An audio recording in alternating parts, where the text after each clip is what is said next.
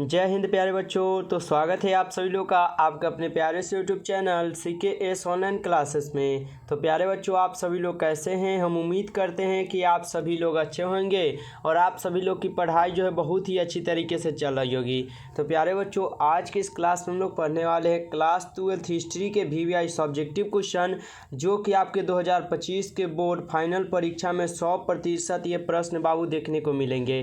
तो आप लोग इस क्लास को पूरा जरूर देखिएगा, जिससे आपको ये सभी क्वेश्चन अच्छी तरीके से याद हो जाए और एक भी क्वेश्चन आप लोग से एग्जाम में जो है ना छूट पाए। और रोज़ रात जो है हम लोग का 7:30 से लाइव क्लास भी चलता है। अगर आप नए हैं तो चैनल को ज़रूर सब्सक्राइब कर लीजिएगा और ऑल पे दबा लीजिएगा, जिससे आने वाले सभी क्लास का नोटिफिकेशन आपके पास पहुंचता रहे और आप जो है यहाँ से डेली जुड़कर डेली तैयारी कर पाएंगे। और डेली क्लास का डेली PDF आपको बिल्कुल फ्री में मिल जाएगा। तो अगर आप नए हैं तो एक बार सब्सक्राइब करके कमेंट में लिख दीजिएगा I am new student sir. चलिए फिर क्लास को शुरू करते हैं।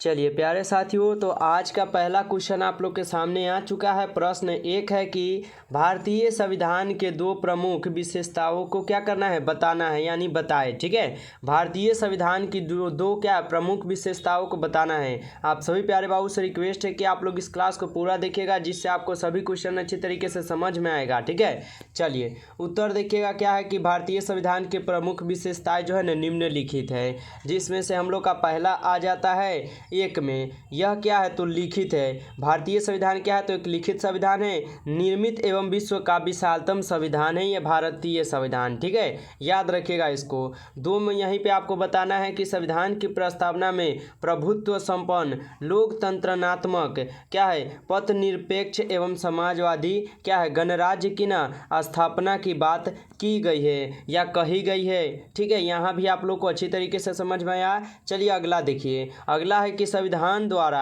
भारत में संसदीय शासन प्रणाली की ना स्थापना की गई। संविधान में किसके द्वारा, तो संविधान में क्या है भारत में संसदीय शासन प्रणाली जो है ना स्थापना किए गए थे किसके द्वारा, तो भारतीय संविधान द्वारा। ठीक है, इसको याद रखिएगा। ये क्वेश्चन आपको जो है ना ये कभी 5 नंबर में आपको पूछेगा, कभी 2 नंबर में। ठीक है, तो ये 5 या 2 नंबर में हमेशा पूछ देगा। आप लोग याद रखिएगा इस क्वेश्चन को।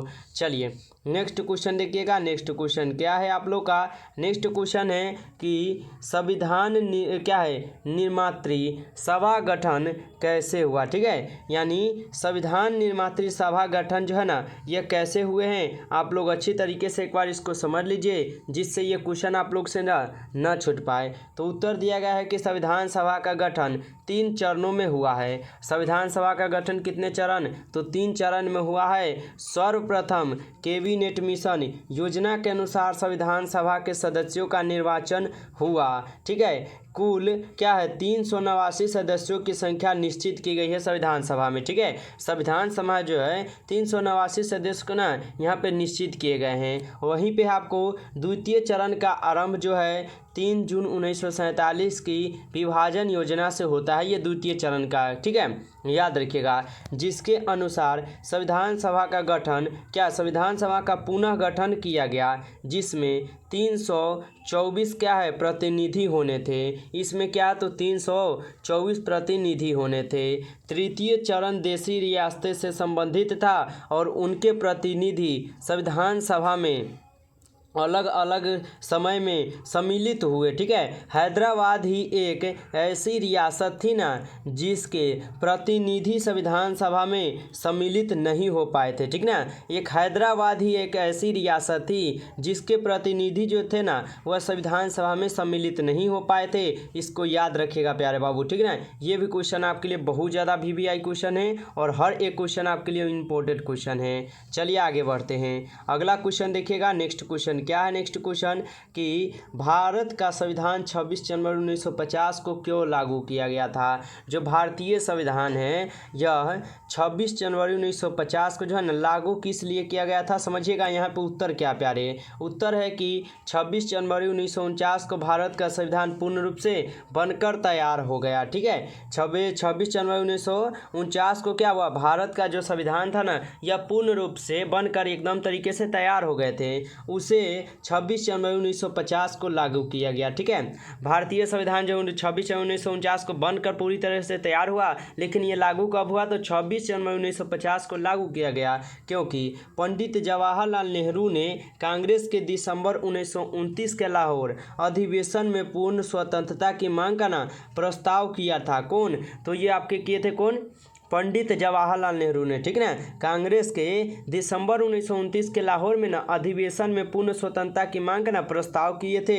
ठीक है, और 26 जनवरी 1930 के दिन को आज़ादी से पहले ही प्रथम स्वतंत्रता दिवस के रूप में मनाया गया था।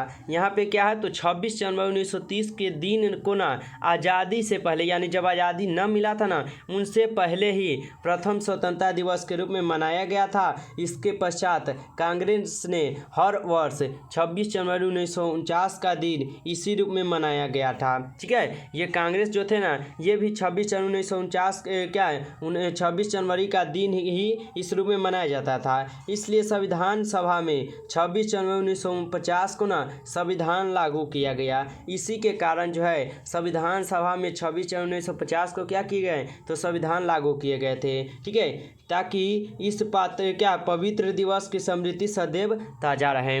26 जनवरी 1950 को इसलिए संविधान लागू किया गया, जिससे ये है जो पवित्र हमारा दिवस होगा यह सदैव ताज़ा की तरह रहेगा। ठीक है, याद रखिएगा। आपसे ऑब्जेक्टिव में भी यहाँ पे पूछता है कि भारत का संविधान कब बनकर तैयार हुआ? तो 26 जनवरी 1949 को बनकर तैयार हुआ, याद रखिएगा। और कब लागू किया गया? तो 26 जनवरी 1950 को लागू किया गया, इसको याद रखिएगा आप लोग। ठीक ना, ये क्वेश्चन आपके लिए बहुत ज़्यादा इंपॉर्टेंट है, ऑब्जेक्टिव और प्लस सब्जेक्टिव दोनों में पूछ देगा ये। चलिए आगे बढ़िएगा। अगला क्वेश्चन है प्यारे बाबू 4 नंबर क्वेश्चन है कि इस भारतीय संविधान की प्रस्तावना के मुख्य आदर्श क्या है? ठीक है, भारतीय संविधान की प्रस्तावना के मुख्य आदर्श जो है क्या है, समझिएगा। उत्तर है कि संविधान की प्रस्तावना निम्नलिखित आदर्शों पर बल देती है। ठीक है, जिसमें से हमारा पहला आ जाता है न्याय, सामाजिक, आर्थिक और राजनीतिक पर क्या है? तो बल देती है ये हमारा भारतीय संविधान। ठीक है, चलिए 2 में यहीं पे बताया गया है कि स्वतंत्रता, विचार, अभिव्यक्ति, विश्वास तथा पूजा अर्चना क्या है? ये सब भारतीय संविधान की प्रस्तावना के अंतर्गत आते हैं। ठीक है, 3 में है कि समानता, प्रतिष्ठा तथा अवसर की समानता। ठीक है, 4 में यहीं पे बताया गया है कि भारतीय व्यक्ति की गरिमा तथा राष्ट्र की एकता व अखंडता, अनुसूचित तथा क्या है अपरस बंधुत्व बढ़ाना करना। ठीक है, ये सब ही जो है आपके भारतीय संविधान की प्रस्तावना के मुख्य आदर्श थे। ठीक है, याद रखिएगा ये भी क्वेश्चन आप लोग। चलिए आगे बढ़िएगा। अगला क्वेश्चन देखिएगा। अगला क्वेश्चन क्या है? 5 नंबर क्वेश्चन, भारत छोड़ो आंदोलन के 2 कारण बताइए। ठीक है, भारत छोड़ो आंदोलन के कितने कारण? तो बाबू 2 कारण आपको यहाँ पे बताना है। चलिए देखते हैं क्या है। तो भारत छोड़ो आंदोलन के 2 कारण जो है निम्नलिखित है, जिसमें से हमारा पहला आता है ब्रिटिश सरकार की घोषणा पूर्ण तिथि। ठीक है, पहला क्या है? तो ब्रिटिश सरकार की क्या है दोषपूर्ण नीति। ठीक है, दोषपूर्ण नीति है। ठीक है, यह है सितंबर 1939 में द्वितीय महायुद्ध शुरू हो गया। ठीक है, सितंबर जो है 1939 में द्वितीय महायुद्ध जो है शुरू हो गया था। इस स्थिति में भारत के वायसराय लॉर्ड लिन लिथगे ने भारतीय नेताओं से क्या है परामर्श लिए बिना ही भारत की ओर से जर्मनी के विरुद्ध युद्ध की घोषणा कर दी। ठीक है, ये आपके प्रथम में आते हैं। यहाँ पे दूसरा आता है आप लोग का कि व्यक्तिगत सत्याग्रह। व्यक्तिगत सत्याग्रह क्या है? तो गांधी जी ने 17 अक्टूबर 1940 को व्यक्तिगत सत्याग्रह शुरू किया था। गांधी जी ने व्यक्तिगत सत्याग्रह कब शुरू किया? तो 17 अक्टूबर 1940 को सत्याग्रह शुरू किया। शीघ्र ही राष्ट्रव्यापी आंदोलन प्रारंभ हो गया। अनेक नेताओं को गिरफ्तार कर लिया गया। अनेक नेताओं यानी बहुत सारे नेताओं के यहाँ पे गिरफ्तार कर लिया गया था। ठीक है, याद रखिएगा इसको भी। और अभी तक अगर आप लोग क्लास को लाइक नहीं किए तो एक बार ज़रूर आप लोग लाइक कर लीजिएगा। जो बच्चे नए हैं सब्सक्राइब जरूर करके एक बार हमको कमेंट में बोल दीजिएगा IM न्यू स्टूडेंट सर। ठीक है, ताकि आपको भी PDF के लिए लास्ट में हम नंबर दे देंगे। चलिए अगला क्वेश्चन देखिएगा यहाँ पे 6 नंबर क्वेश्चन। 6 नंबर क्वेश्चन है भारत छोड़ो आंदोलन की व्याख्या क्या करना है, भारत छोड़ो आंदोलन के क्या करना है, यहाँ पे व्याख्या करना है। चलिए समझते हैं। भारत छोड़ो आंदोलन सन 1942 में महात्मा गांधी द्वारा क्या है प्रारंभ किया गया था। द्वितीय विश्व युद्ध के कारण आवश्यक वस्तुओं की कीमतें लगातार बढ़ती जा रही थी। इन बढ़ती कीमतों के कारण जनता बहुत त्रस्त थी, यानी जो कीमतें बढ़ रही थी इनसे जनता जो है ना बहुत परेशान थी। अपने अगर भाषा में बोले तो जनता क्या थी, बहुत ज़्यादा परेशान थी। अभी वर्तमान में भी आप लोग देखते होइएगा कि आपको जो है ना घर की सामानें अगर जो हमको हमारे लिए खाने योग्य है उनकी रेट क्या है, उनकी रेट जो है बहुत ज़्यादा बढ़ गया। ठीक है, इसी से जनता क्या थे तो बहुत परेशान थे। ठीक है, इसी समय भारतीय की मदद के उद्देश्य से क्रिप्स मिशन भारत आया था, किंतु इसका वास्तविक उद्देश्य था भारत में अंग्रेजों द्वारा स्वशासन स्थापित करना। इनका एक ही उद्देश्य था ना कि भारत में जो अंग्रेज है उनको क्या है शासन स्थापित करना, यानी उनको भगाना। ठीक है, महात्मा गांधी ने इस समय ऐसे आंदोलन की आवश्यकता का अनुभव किया है जो तीव्र हो। ठीक है, परिणाम स्वरूप भारत छोड़ो आंदोलन की प्रारंभ किया गया। इस आंदोलन ने ब्रिटिश शासन की नींव को ना हिला कर रख दी। जो भारत छोड़ो आंदोलन जो है ये शुरू किए गए थे, यह क्या है ब्रिटिश के जो शासन थे उनको ना पूरी तरीके से हिला कर रख दिए थे। और ये भारत छोड़ो आंदोलन कब हुआ तो 1942 में हुआ था। इसको भी आप लोग याद रखिएगा। ठीक है, चलिए आगे बढ़ते हैं और अगला क्वेश्चन देखिएगा आप लोग। यहाँ पे अगला क्वेश्चन क्या है, 7 नंबर क्वेश्चन। 7 नंबर क्वेश्चन है कि भारत छोड़ो आंदोलन के 2 कारण बताइए। ठीक है, भारत छोड़ो आंदोलन के कितने कारण तो 2 कारण बताना है। चलिए समझिएगा कि भारत छोड़ो आंदोलन के 2 कारण कौन कौन है। ठीक है, ये हमको लग रहा है कि क्वेश्चन पढ़े। ठीक है, ये क्वेश्चन रिपीट हो गया लेकिन पढ़ लिए। चलिए आगे बढ़ते हैं। ठीक ना, अगला क्वेश्चन देखिएगा। ठीक है, अगला क्वेश्चन क्या है ध्यान से देखिएगा आप लोग, थोड़ा रिपीट हो गया है क्वेश्चन सब। ठीक है, चलिए और यहाँ पे अगला क्वेश्चन है जलियांवाला बाग हत्याकांड पर एक टिप्पणी लिखे। जलियांवाला बाग हत्याकांड पर क्या करना है तो एक टिप्पणी लिखना है। समझिएगा यहाँ पे उत्तर क्या है तो जलियांवाला बाग हत्याकांड रॉलेट एक्ट कानून के विरोध में 6 अप्रैल 1919 को देशव्यापी हड़ताल के बाद 9 अप्रैल 1919 को अमृतसर में कांग्रेस के 2 नेता डॉक्टर सत्यपाल एवं किसानों को गिरफ्तार कर लिया गया इस जलियांवाला कांड में। ठीक है, इस गिरफ्तारी के विरुद्ध अमृतसर के जलियांवाला बाग में एक सभा बुलाया गया। इस सभा पर जिला मजिस्ट्रेट जनरल ओ डायर ने बिना किसी चेतावनी के गोली चलवा दी। ठीक ना, इन जो सभा बैठी थी वहाँ पे जो जनरल डायर थी बिना किसी चेतावनी दिए वो क्या किए थे तो गोली चलवा दिए थे, जिसमें लगभग 1000 लोग मारे गए और हजारों लोग क्या हो गए तो घायल हो गए हैं यहाँ पे। ठीक है, ये जनरल डायर जो थे ना यह क्या किए थे तो गोली चलवा दिए थे बिना आदेश लिए, यानी बिना पूछे ही। ठीक है, और बिना बताए ही गोली चलवा दिए, जिसमें हजारों आदमी मर गए और हजारों की संख्या जो यहाँ पे तो घायल हुए हैं। ठीक है, याद रखिएगा जब कहेगा कि जलियांवाला बाग हत्याकांड पर टिप्पणी लिखे तो इतना तो आप लोग लिख सकते हैं ना। चलिए आगे बढ़ते हैं। ठीक है, अगला क्वेश्चन देखिएगा। अगला क्वेश्चन क्या है, नेक्स्ट क्वेश्चन है आप लोग का कि सविनय अवज्ञा आंदोलन के 2 कारण लिखे। सविनय अवज्ञा आंदोलन के कितने कारण तो 2 कारण बताना है। चलिए देखते हैं कौन कौन है। ठीक है,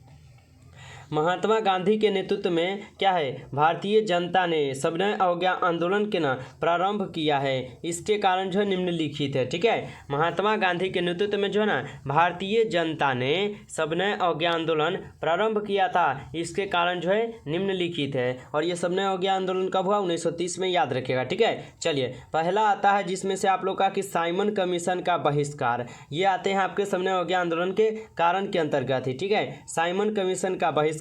2 में आता है सविनय अवज्ञा आंदोलन का कारण यह भी था कि कृषकों की दशा भी विश्वव्यापी मंदी के कारण काफ़ी बिगड़ चुकी थी। सविनय अवज्ञा आंदोलन करने का कारण यह भी था ना जो ये कृषि लोग थे उनकी आर्थिक व्यवस्था जो बहुत ही खराब थी। ठीक ना, यानी जो अंग्रेज लोग थे उन पर बहुत ही अत्याचार किया करते थे और उनकी आर्थिक व्यवस्था बहुत खराब थी, इसलिए भी जो है सविनय अवज्ञा का आंदोलन यहाँ पे किया गया था। ठीक है, याद रखिएगा। अगला क्वेश्चन देखिएगा। अगला क्वेश्चन है आप लोग के सामने साइमन कमीशन कब और क्यों भारत आया था। ठीक है, साइमन जो कमीशन है यह कब और कब क्या है, साइमन कमीशन कब और क्यों भारत आया था? चलिए समझिएगा। साइमन कमीशन 1919 के अधिनियम की क्या है समीक्षा के लिए 1927 ईस्वी में ब्रिटिश सरकार ने साइमन कमीशन का गठन किया। साइमन कमीशन के अध्यक्ष सर जॉन साइमन थे। साइमन कमीशन में 7 सदस्य थे। साइमन कमीशन में कितने सदस्य थे? तो 7 सदस्य थे, याद रखिएगा, ठीक है। ये भी क्वेश्चन आपके लिए इंपॉर्टेंट रहेगा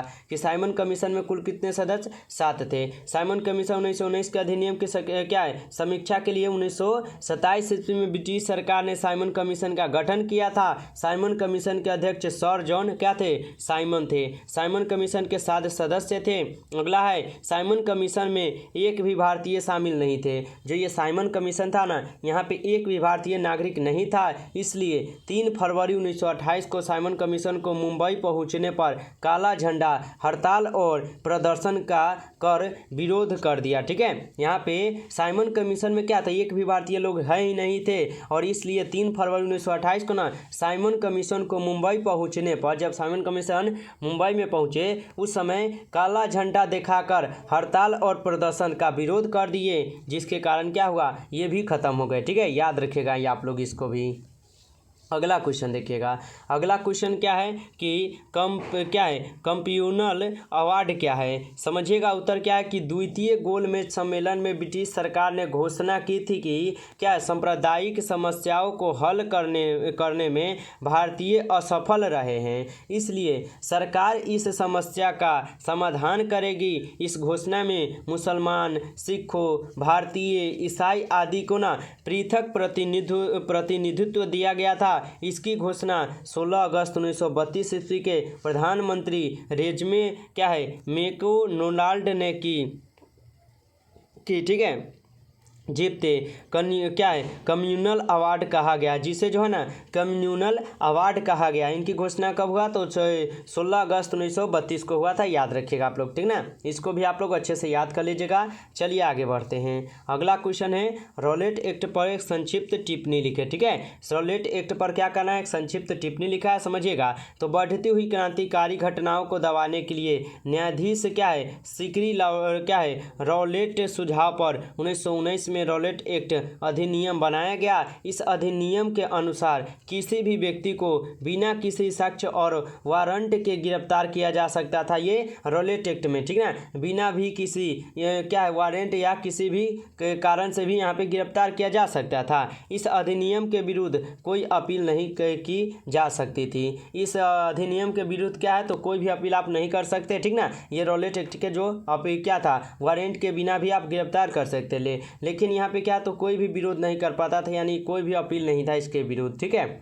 चलिए आगे बढ़ते हैं। आप लोग अच्छे से कहीं पे लिख कर याद कीजिएगा तो और अच्छा रहेगा, ठीक है। चलिए चंपारण आंदोलन के क्या कारण थे, क्या है चंपारण आंदोलन के क्या कारण थे तथा नील क्या है विद्रोह अथवा चंपारण सत्याग्रह संक्षिप्तपन एक विवरण देना है, ठीक है। यानी चंपारण आंदोलन के क्या कारण थे या आपको बताना होगा कि चंपारण सत्याग्रह पर एक संक्षिप्त विवरण दीजिए। समझिएगा बिहार में 3 कठिया प्रणाली व्यवस्था प्रचलित थी। बिहार में क्या है 3 कठिया प्रणाली व्यवस्था जो है प्रचलित थी। इस व्यवस्था में किसानों को अपने 20 कट्ठा भूमि पर ना 3 कट्ठा नील की खेती करनी होती थी, ठीक ना। ये 3 कठिया प्रणाली जो है ना एक प्रकार की किसानों पर अत्याचार किया जा रहा था, ये अंग्रेजों द्वारा, ठीक है। और अंग्रेजों जो है ना ये किसान को कहे थे कि अगर आपको 20 कट्ठा जमीन है तो आपको 3 कट्ठा खेती क्या है नील की करनी होगी।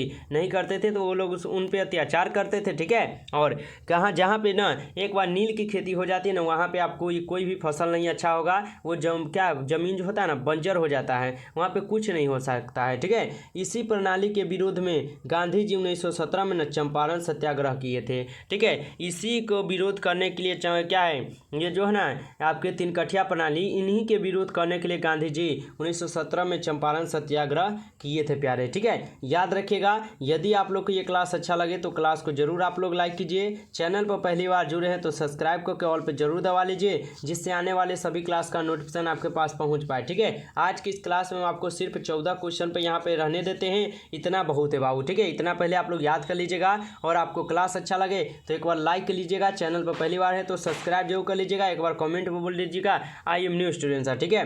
और जो बच्चे नए हैं आप लोग इस नंबर पर हमको मैसेज कर दीजिएगा ज़रूर, 962 18 834। अगर आप इस नंबर पर मैसेज करते हैं तो आपको PDF के लिए जो ग्रुप में ऐड कर दिया जाएगा, ठीक है। व्हाट्सएप पर जरूर मैसेज कीजिएगा। चलिए फिर मिलते हैं नेक्स्ट क्लास में, तब तक के लिए जय हिंद जय भारत।